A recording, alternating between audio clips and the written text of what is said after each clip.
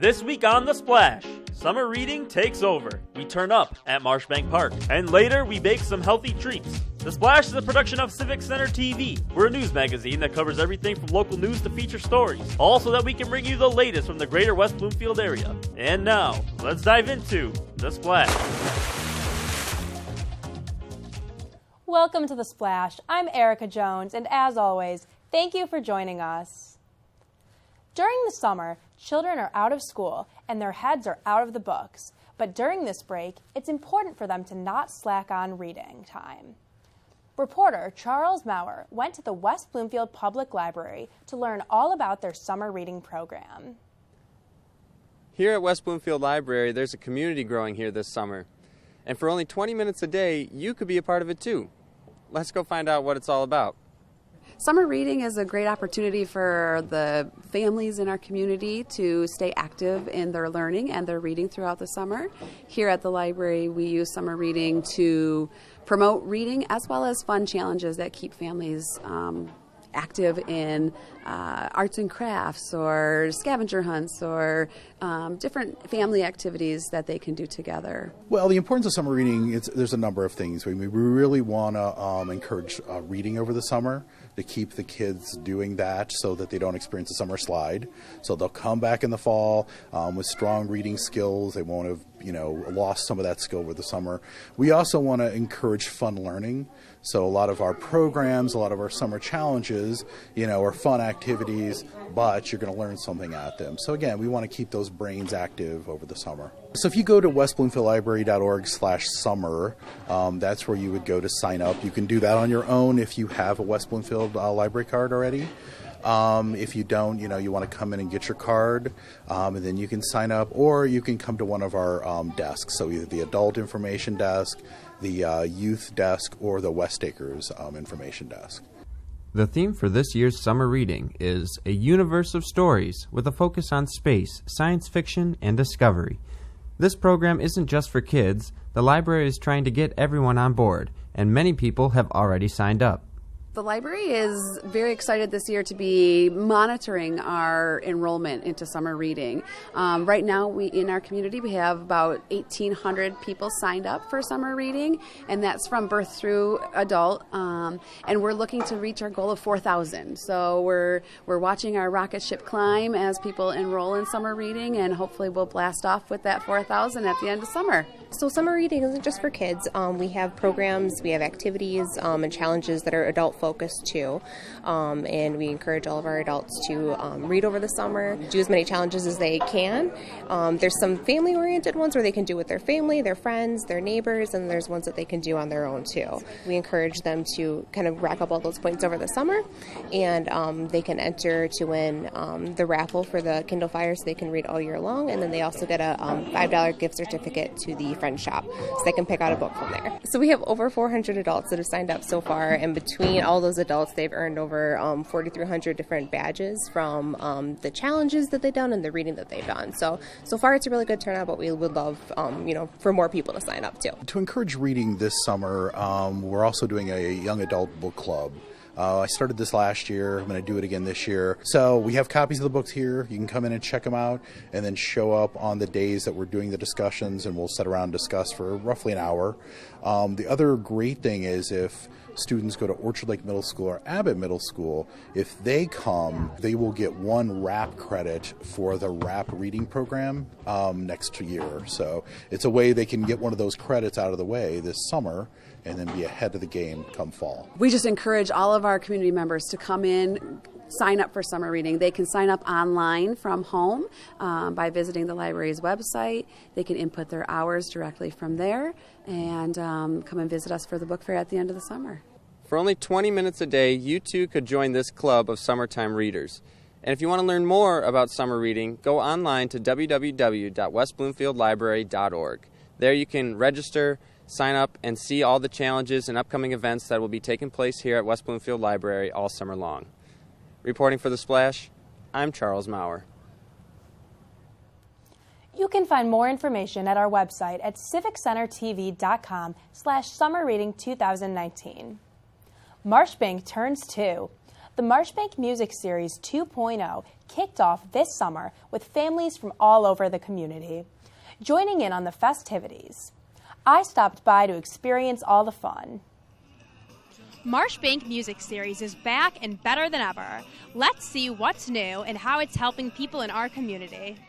Marshbank Music has completely revamped from a one-act concert to a full evening of food, fun, music, and more. Our Marshbank Music Concert Series has been going on for a while now. It's probably been over 5 years, and we have actually, these past 2 years, have amped it up, so it's now Marshbank Music 2.0. And so with the revamping that we've done, before it was just one band come out and everyone would enjoy.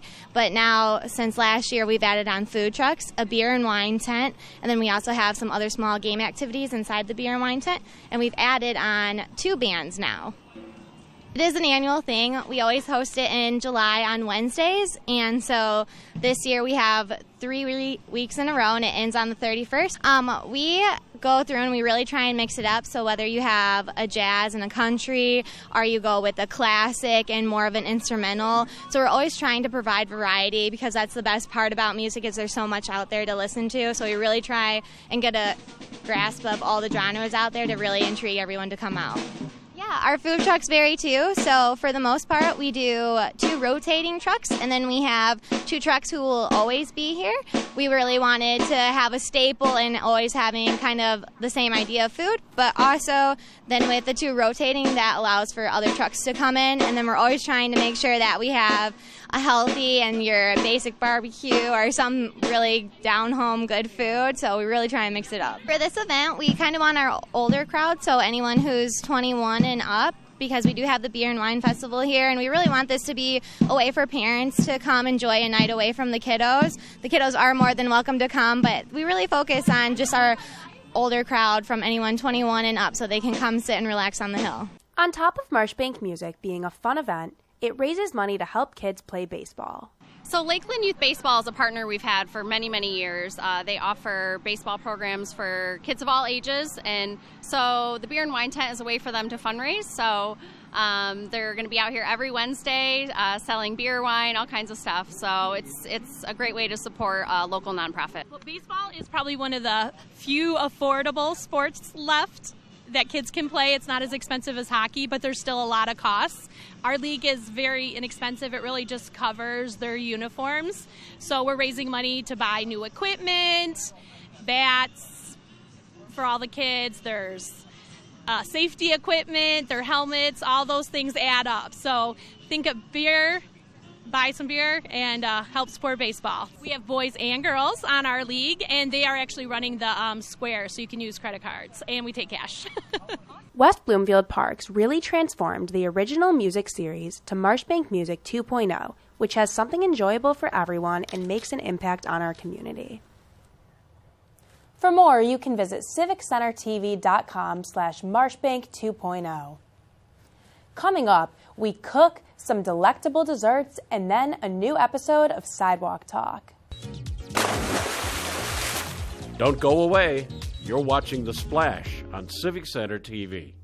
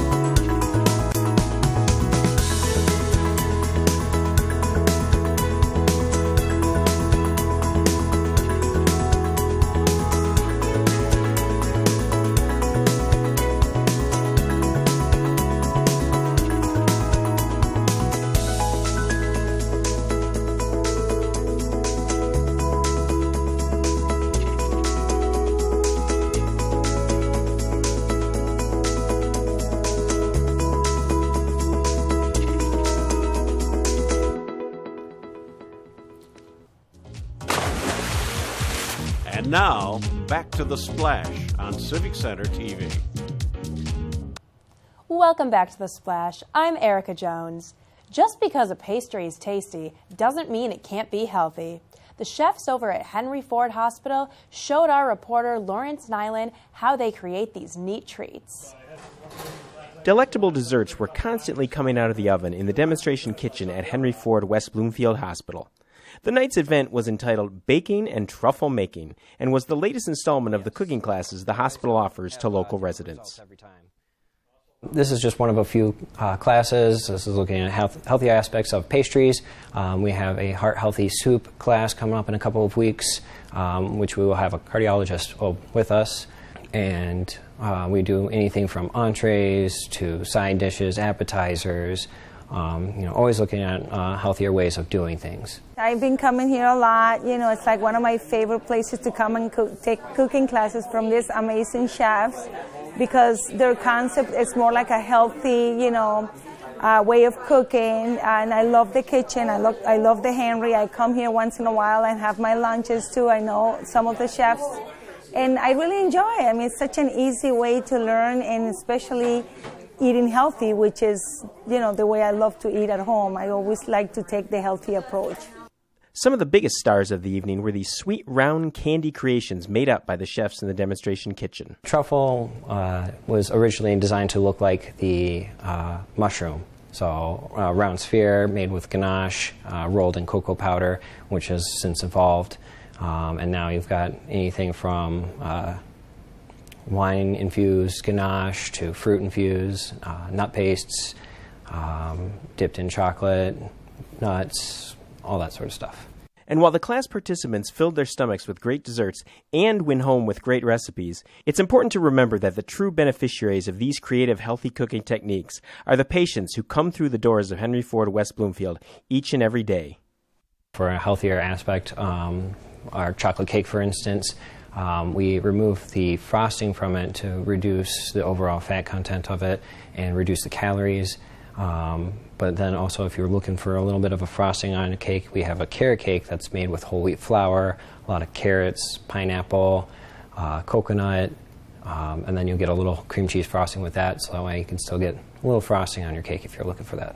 One of my friends actually was in a hospital just recently, last week, and the menu was really amazing. I mean, what they present, I think this is like one of the most nutritious hospitals there is in the Detroit, metropolitan area, or maybe in the whole state of Michigan. It's really nice, very clean. The food is amazing.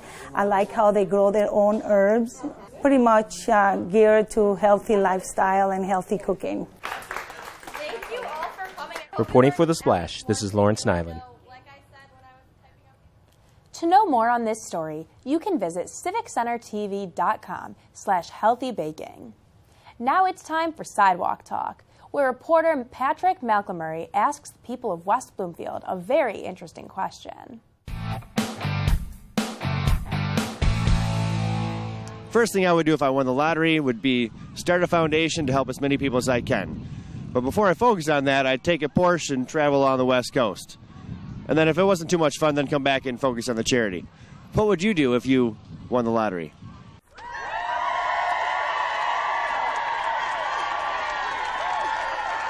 I would invest my money into some real estate and continue to flip my money so that I can travel every day. I think I'd pay off all my family's debt and then find a vacation spot for us all to hang out. I will buy a Lamborghini. Yep. And the second thing also, I would like to help people, so I'll do fundraising, help other people, whatever, poor people, First thing I do if I won the lottery, I would pay my student loans off in pennies. I like this. I like it. Take a lot of pennies, though. Yeah, a lot of them. Besides swimming a pile of cash, it would definitely be we'd donate a lot and maybe just go on a great family vacation for a long time. I would pay off all my bills, pay off the house, and share it with family. Sharing is caring, but it's not mandatory. I'd share a little bit. What's the first thing you do if you won the lottery? Oh, I would leave Michigan. Go where? To Texas. We're actually going on the 18th for a family reunion. I'd probably just invest it all, put as much of it as I can away from me into the stock market or something and just forget about it and just forget that I won and just go back to my life. You still work? Yeah. I mean, you leave your job, what do you got? You leave your job, you leave your friends, you leave your life, you get all this money and you buy all this stuff. What are you going to do with your life? You got to work, right? You got to have something to do. I think I would probably buy lots of lakefront property to enjoy more nature. I would build a dog kennel. How many dogs would you hold, do you think? Well, I have 10 dogs myself, so I would like something at least 15 dogs plus. Probably give a lot of money to relatives. Yeah. Well, I wouldn't tell anybody.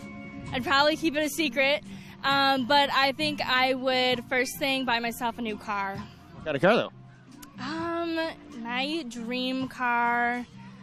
It's got to be like a Cadillac Escalade. I like the big cars. First thing I would do is do a backflip. I like it. I can't even do it. I would pay off my house and take my kids on a whirlwind vacation. I like it. Can I come too? Absolutely. For Civic Center TV in West Bloomfield, I'm Patrick McElmurray, and this was Sidewalk Talk. For more episodes of Sidewalk Talk on demand, visit civiccentertv.com/sidewalk talk. Now it's time for the Civic Center TV event update. We provide you with upcoming events around the greater West Bloomfield. For more events coming up, visit civiccentertv.com/events.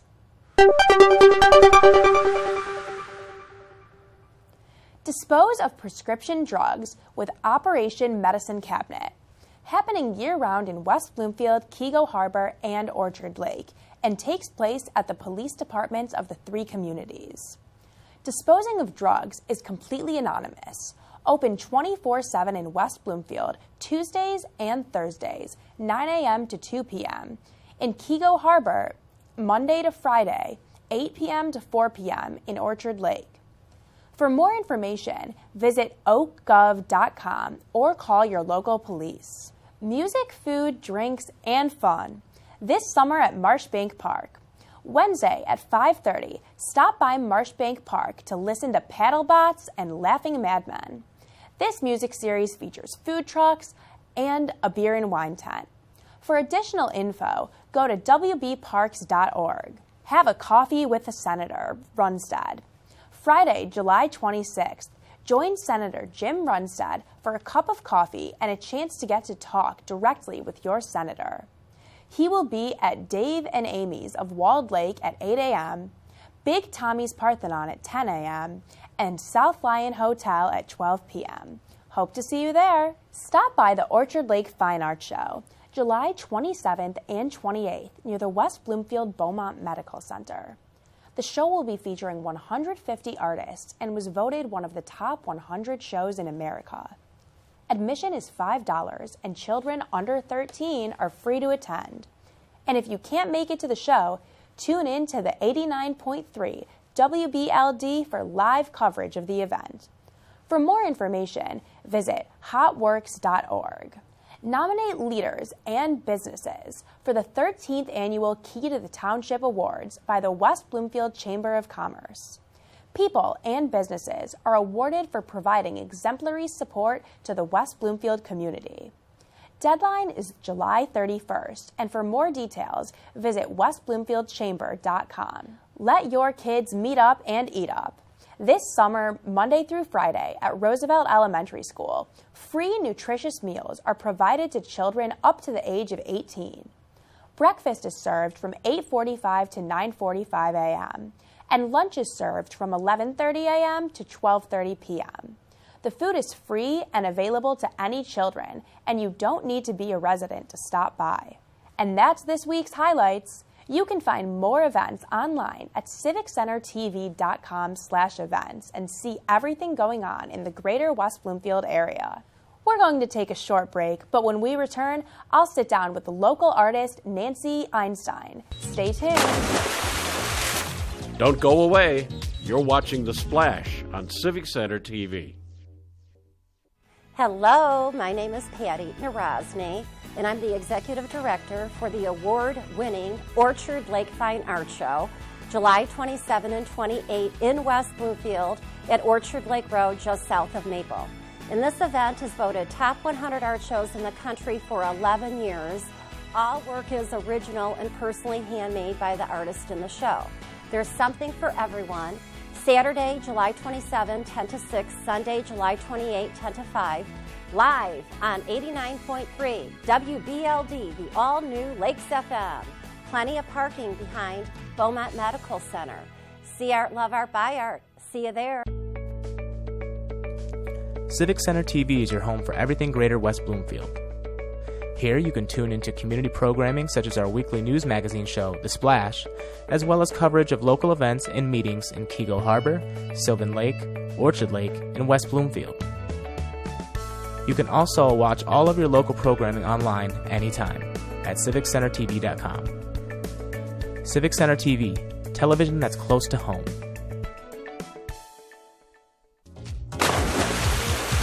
And now, back to The Splash on Civic Center TV.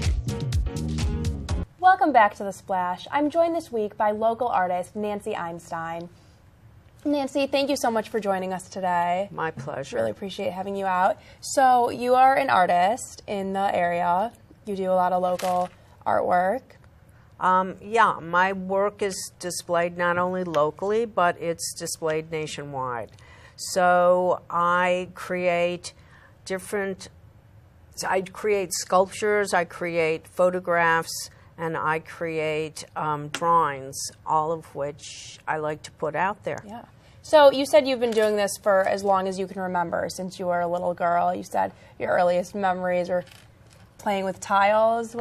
But you know, one of my earliest, fondest memories is taking a box of sample tiles and laying them out all over the floor and moving them and changing them and seeing how they related color-wise. I probably wasn't cognizant of that's exactly what I was doing, but in looking back and in hindsight, which is generally always better, that's in fact what I was doing. And then throughout school, in high school, I was really involved in making clay and painting and art, and I was impassioned by it so much that, in fact, I ended up going to art school, where I graduated with ceramics and painting as my major. Yeah, that's awesome. And so now you're into mixed media, you do sculptures, and what's really interesting is you make most of your sculptures out of repurposed materials.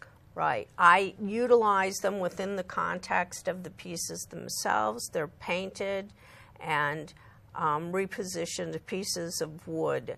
And then I add and subtract different elements, and a lot of the times, most of the time, what happens is I'm utilizing things that people have dropped off to me, and I've ripped apart and used computer pieces and pieces of foam or beads or anything that somebody regards as junk. It's sort of my passion. So I have bins of this stuff, and sort of makes my husband a little crazy because I'm walking in with another box of stuff, or somebody's dropping something off, or I walk into a market and they hand me like bags of tags and stuff. But it's great because they're valuable not for their function for me, but because of what their shape and color and putting them into a different context, which allows people to see them in a different manner. Right. And what I found very interesting is you are so passionate, and you have a way,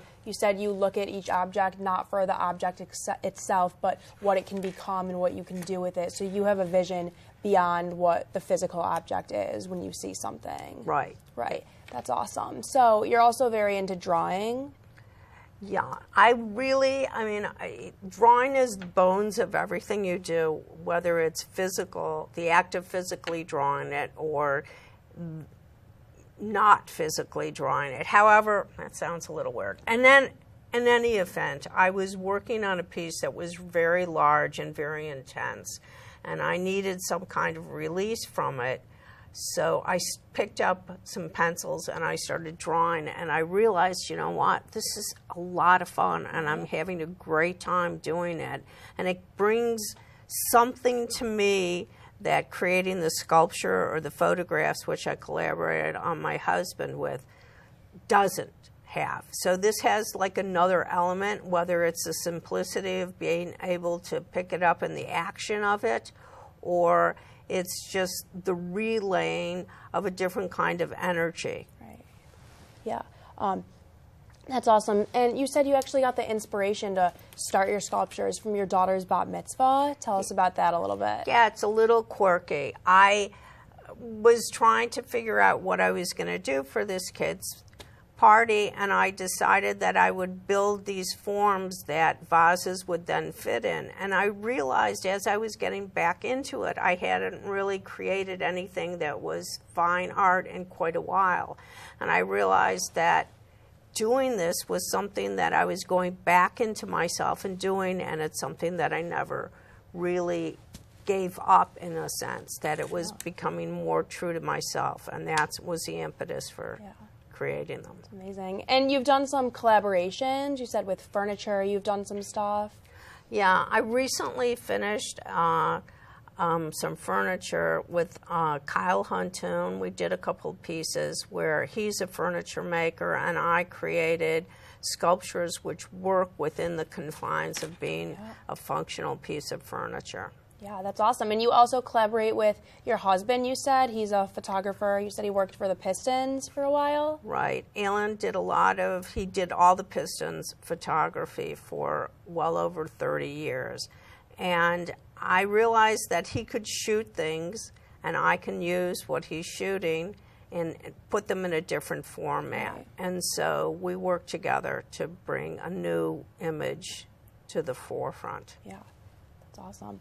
And your artwork is featured at the Janice Cherritt Gallery at the JCC? Yeah, it's at the Janice Cherritt Gallery. It's in the small side gallery, and the show has been extended for another month. So the pieces will be up until the end of September. And there's also, I'm included in the Michigan Fine Arts. There's a drawing in there. It's at the BBAC in Birmingham. Yeah, that's great that you're able to do that. You're very passionate about your artwork, clearly, and it's just you love doing it is just what I'm getting from you. Yeah, it is what I do, and I'm fortunate to be able to do what I love. Yes. All right, well, thank you so much for being with us today, joining us. It's been great to have you. My pleasure. Yes. Once again, we've been joined by Nanci Einstein, local artist. On this week's episode of Parenting on the Go, we talked about blended families with some local experts.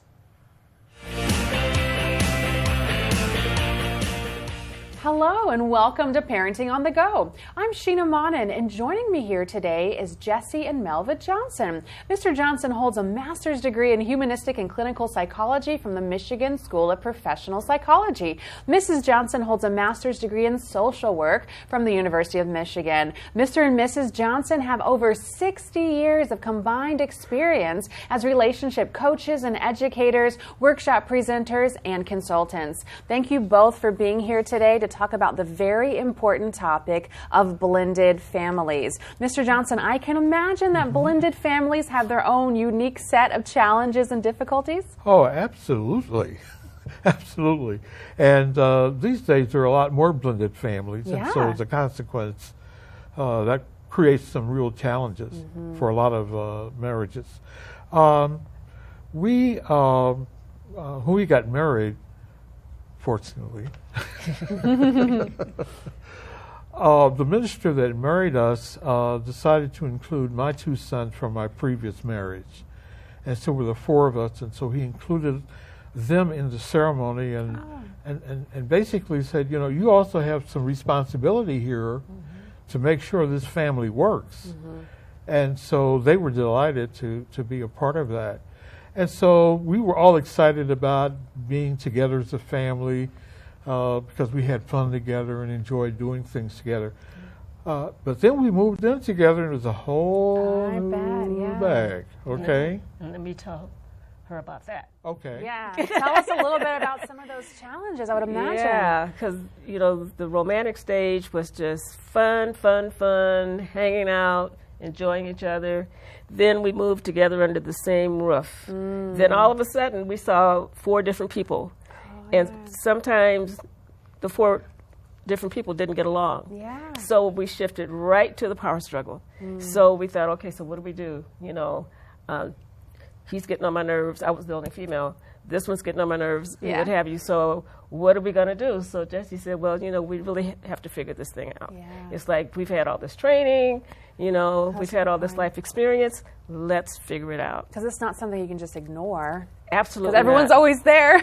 Absolutely, absolutely. And then we had to deal with not just the four of us under the same roof.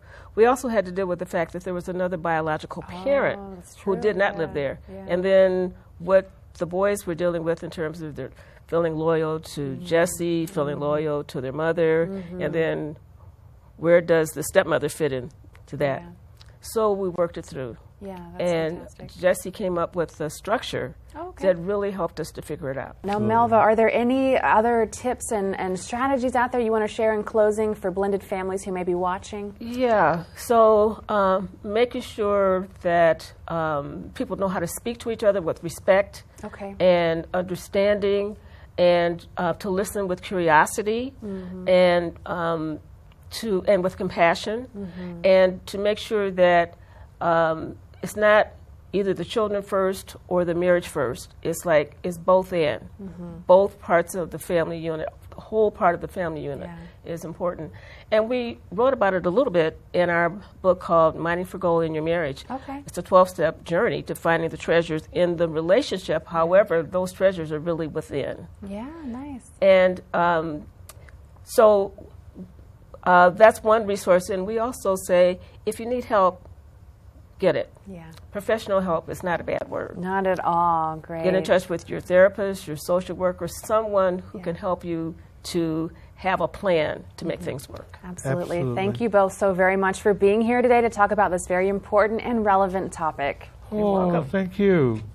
And thank you all for watching another episode of Parenting on the Go. If you would like to look up more helpful parenting tips, you can visit the West Bloomfield Youth Assistance website at wbyouthassistance.org. For more episodes of Parenting on the Go, visit civiccentertv.com/parenting2go.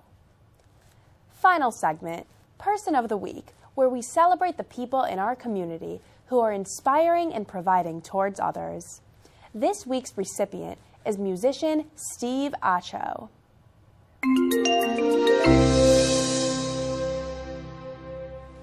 Steve is a local musician known for covers of classic songs and original music. He writes songs, he sings them, and plays the piano. For many years, he has been a source of entertainment and fun for the community at various local events and in the Metro Detroit area. He's been featured on Mojo in the Morning, The Jim Harper Show, Detroit Sports National Anthems, and even Japanese TV. Despite him performing his music all over, he still dedicates a lot of his time to performing for the community. His talent and dedication to our community is what makes Steve Acho our Person of the Week. If you know someone who is making a positive difference, let us know and send an email to thesplash@civiccentertv.com. We want to congratulate and acknowledge those making a difference in our community, and we appreciate your suggestions. That's all for this week's show. You can watch new episodes Mondays at 5:30 p.m. Civic Center TV, on Comcast 15, AT&T 99, and online in HD at civiccentertv.com. Follow us on Facebook, Twitter, and YouTube at Civic Center TV. For all our friends in Sylvan Lake, Orchard Lake, Kego Harbor, and West Bloomfield, I'm Erica Jones. Thank you for watching The Splash.